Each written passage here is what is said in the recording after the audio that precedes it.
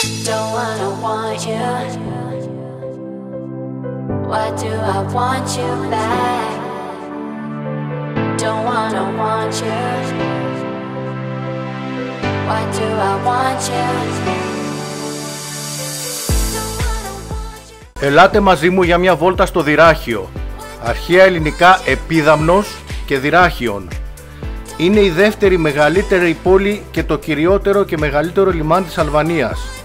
Ιδρυμένο τον 7ο αιώνα π.Χ. από Έλληνες απίκους από την Κόρινθο και την Κέρκυρα με το όνομα Επίδαμνος, κατοικείται συνεχώς επί 2.700 χρόνια και είναι μία από τις αρχαιότερες πόλεις της Αλβανίας. Υπήρξε πρωτεύουσα της Αλβανίας από τις 7 Μαρτίου 1914 μέχρι τις 11 Φεβρουαρίου 1920 επί της βασιλείας του Γουλιέλμου της Αλβανίας στο Πριγκιπάτο της Αλβανίας. Σήμερα είναι ένας από τους πιο δημοφιλείς αλβανικούς προορισμούς διακοπών χάρη στην όμορφη ακτογραμμή, τις σύγχρονες ανέσεις και την πλούσια ιστορική κληρονομιά. Το Δυράχιο βρίσκεται σε ένα από τα στενότερα σημεία της Αδριατικής θάλασσας απέναντι από τα ιταλικά λιμάνια του Μπάρι σε απόσταση 300 χιλιόμετρα και του Μπρίντεζι σε απόσταση 200 χιλιόμετρα.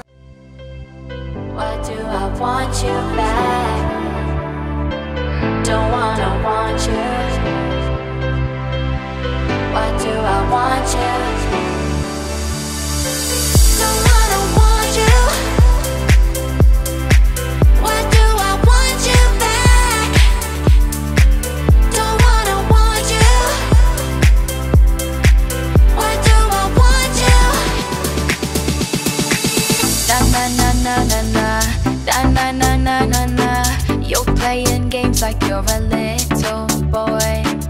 Na na na na na na, na na na na na na. I'm not your toy to play with anymore.